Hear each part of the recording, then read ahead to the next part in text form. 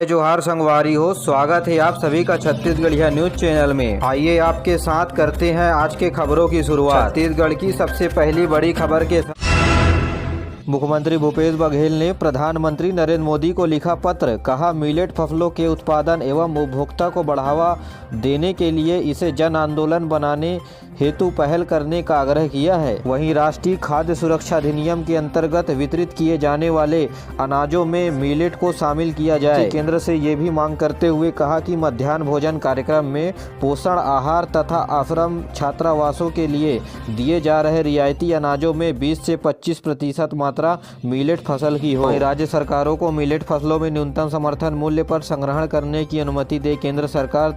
साथ ही अनाज वितरण एवं पोषण आहार कार्यक्रम के लिए केंद्र सरकार रियायती दरों पर राज्यों को उपलब्ध कराए मिलेट मतलब मोटा अनाज यानी रागी, कोदो, कुटकी को मुख्यमंत्री भूपेश बघेल सोसाइटियों समेत मध्याह्न भोजन तथा छात्रावास यानी हॉस्टल में रहने वाले छात्रों को खाद्य सुरक्षा यानी भोजन के रूप में रागी, कोदो, कुटकी का वितरण करना चाहते हैं। इसके लिए केंद्र सरकार अनुमति मांगने के लिए पत्र लिखा गया है।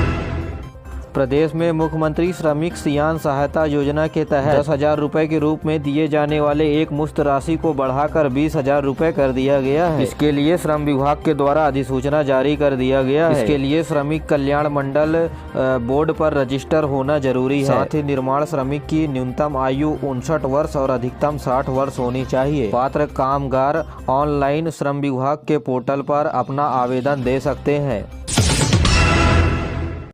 राजधानी रायपुर समेत प्रदेश के कई इलाकों में इस समय कड़ाके की ठंड पड़ रही है। इसका असर सामान्य जनजीवन में भी देखने को मिल रहा है। मौसम विभाग के अनुसार छत्तीसगढ़ में 10 जनवरी तक शीतलहर की चेतावनी जारी की गई है। कवर्धा सबसे ठंड जिला प्रदेश में अभी बताया जा रहा है, जहां के चिल्फी घाटी में जमने लगा है पानी। प्रदेश के अधिकतम जिलों में अभी न्यूनतम तापमान 10 डिग्री से कम बताया जा रहा है। आपको बता दें कि कवर्धा में न्यूनतम तापमान 2.7 डिग्री सेल्सियस रिकॉर्ड दर्ज किया गया है और यह तापमान पूरे प्रदेश में सबसे कम है। तो वहीं कोरिया में बीती रात न्यूनतम तापमान 3.2 डिग्री दर्ज किया गया है। तो वहीं सरगुजा में 4.9 डिग्री, जसपुर में 6.5 डिग्री, कोरबा में 9.3 डिग्री तापमान रिकॉर्ड दर्ज किया गया है। मौसम विभाग का कहना है कि प्रदेश में न्यूनतम तापमान की गिरावट अपनी चरम स्थिति पर पहुंच चुका है। ऐसे में न्यूनतम तापमान में विशेष परिवर्तन होने की संभावनाएं नहीं है।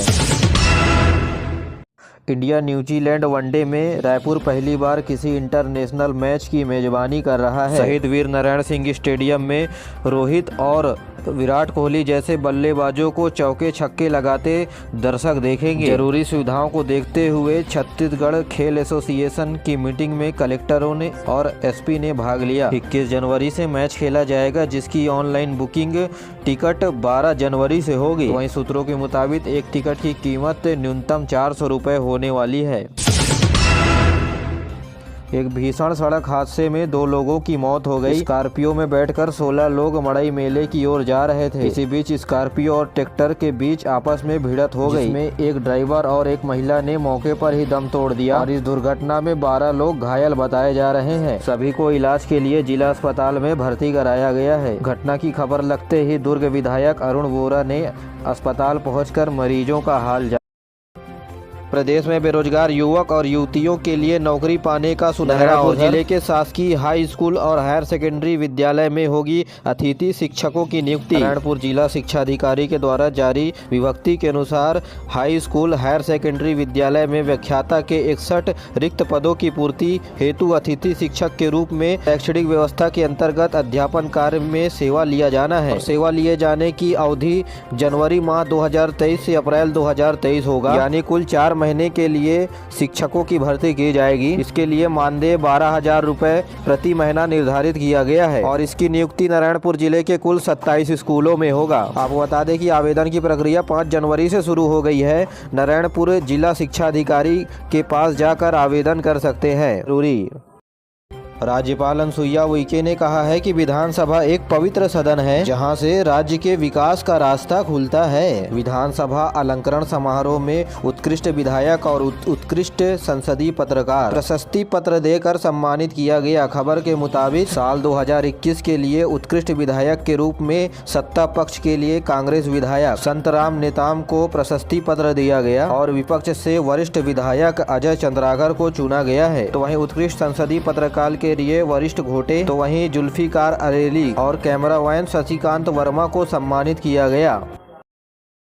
देश भर में कोरोना संक्रमण के ओमिक्रॉन वेरिएंट का फैलाव हो रहा है। महानगर के अलावा देश के कई राज्यों में भी इसका संक्रमण देखने को मिल रहा है। इसी कड़ी में रायपुर में भी ओमिक्रॉन वेरिएंट के 2 नए मरीज मिले हैं, लेकिन ये दोनों महिलाएं अब ठीक हो चुकी हैं। जानकारी के मुताबिक ये दोनों महिलाएं बीते दिनों विदेश से आए हुए थे। इनमें से एक महिला इंग्लैंड से रायपुर आई हुई थी, तो वहीं दूसरी हैदराबाद से रायपुर आई हुई थी। प्रदेश के किसानों के द्वारा अपने जमीन के ऊपर पेड़ लगाकर फायदा लेने के उद्देश्य से मुख्यमंत्री भूपेश बघेल ने मुख्यमंत्री वृक्ष संपदा योजना शुरू किया गया है। इसे लागू करने तथा अलग अलग बिंदुओं पर चर्चा करने के लिए वन विभाग की ओर से कार्यशाला आयोजित किया गया। वन विभाग के अधिकारी ने बताया कि किसान को 1 एकड़ जमीन के पीछे पेड़ पौधे लगाने पर 15,000 से 50,000 के बीच मुनाफा हो सकता है। इच्छुक किसान अपने नजदीकी वन मंडल में जाकर रोपण पौधा की जानकारी और जमीन की स्थिति बताते हुए सहमति पत्र दे सकते हैं। 5 एकड़ जमीन में 5,000 पौधे लगाए जाने पर किसानों को 100% अनुदान राशि मिलेगी। वहीं 5 एकड़ से अधिक जमीन पर पौधा लगाए जाने पर 50% का अनुदान राशि दिया जाएगा। जसपुर जिले में युवतियों के लिए 18 माह का निःशुल्क आवासीय रोजगार मुखी कौशल प्रशिक्षण 10 जनवरी से शुरू होने जा रहा है। प्रशिक्षण से जुड़ने के लिए सभी विकास खंडों में मोबाइलाइजेशन शिविर का आयोजन किया जा रहा है। इसके लिए किसी भी विकास खंड में इच्छुक उम्मीदवार जाकर करा सकते हैं पंजीयन। और कौशल प्रशिक्षण का आयोजन 10 जनवरी 2023 से जिला लाइवलीहुड परियोजना कॉलेज में आयोजन किया जा रहा है। प्रशिक्षण में software programming, graphic design, management, finance तथा अकाउंटिंग एवं एजुकेशन के कोर्स शामिल किए गए हैं। आपको बता दें कि इस प्रशिक्षण के लिए 150 सीट उपलब्ध है। 10वीं पास लड़कियां इस कोर्स के लिए आवेदन कर सकती हैं। वहीं उम्मीदवारों के 17 से 19 वर्ष आयु सीमा भी तय की गई है। प्रशिक्षण के लिए भोजन और आवास की भी सुविधा युवतियों को दी गई है। यह कोर्स पूरी तरह से निःशुल्क रहे।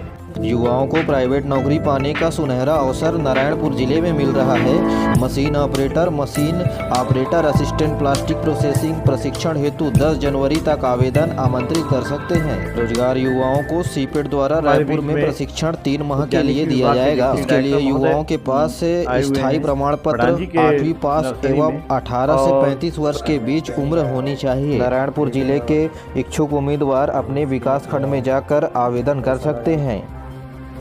देश भर में 1 जनवरी से एकीकृत खाद्य सुरक्षा योजना लागू हो गया है। केंद्रीय मंत्रिमंडल के मुताबिक राष्ट्रीय खाद्य सुरक्षा अधिनियम में 81 करोड़ से अधिक लाभार्थियों को निःशुल्क खाद्यान्न दिया जाएगा। इसमें छत्तीसगढ़ के भी 67 लाख कार्डधारी शामिल हैं। इस अधिनियम में एक देश एक राशन कार्ड पोर्टेबिलिटी तैयार किया जाएगा। एकीकृत खाद्य सुरक्षा के पूरा खर्चा केंद्र सरकार के द्वारा किया जाएगा। देश भर में 5 लाख से ज्यादा उचित मूल्य के दुकान हैं और इनके माध्यम से हितग्राहियों को मुफ्त में राशन पानी दिया जाएगा। खाद्य सब्सिडी में केंद्र सरकार 1 साल में 2 लाख करोड़ से ज्यादा का खर्चा करेगी। अन्य राज्यों की तरह छत्तीसगढ़ में भी नए साल को हंसी खुशी की तरह मनाया गया। लोग साल 2023 के आगमन की स्वागत हर्ष और उल्लास के साथ किया। मुख्यमंत्री भूपेश बघेल ने नए साल के अवसर पर चावड़ी के कमिया के लोगों के साथ नया साल मनाया। इस मौके पर मुख्यमंत्री ने श्रमिकों को 4 नए योजनाओं से लाभान्वित किया। उन्होंने छत्तीसगढ़ भवन, संघ कर्मकार भवन और रजिस्टर्ड हुए श्रमिकों के लिए चल रहे मुख्यमंत्री श्रमिक सहायता योजना की राशि को बढ़ाकर 10 से 20,000 रुपए कर दिया गया है। यह राशि एक मुश्त दिया जाएगा। साथ ही प्रतियोगी परीक्षाओं के लिए श्रमिकों के बच्चों को निःशुल्क कोचिंग देने का भी ऐलान किया। उन्होंने 4वीं और 5वीं कक्षा में पढ़ने वाले बच्चों के लिए सैनिक स्कूल, नवोदय स्कूल और अन्य निजी संस्थाओं में एडमिशन लेने के लिए कोचिंग और ट्रेनिंग देने की बात कही। वहीं मुख्यमंत्री नोनी बाबू मेधावी शिक्षा योजना भी प्रदेश में लागू किया गया है। इस योजना से मुख्यमंत्री नए course engineering, IIT, IIT, M.Tech और MBBS के विदेशों में पढ़ने समेत श्रमिकों के बच्चों को सहायता देने की बात कही। मुख्यमंत्री ने कहा कि श्रमिकों के बच्चों को एडमिशन फीस, भोजन फीस और स्टेशनरी फीस का भी भुगतान राज्य सरकार के द्वारा किया जाएगा का लक्ष्य रखा है।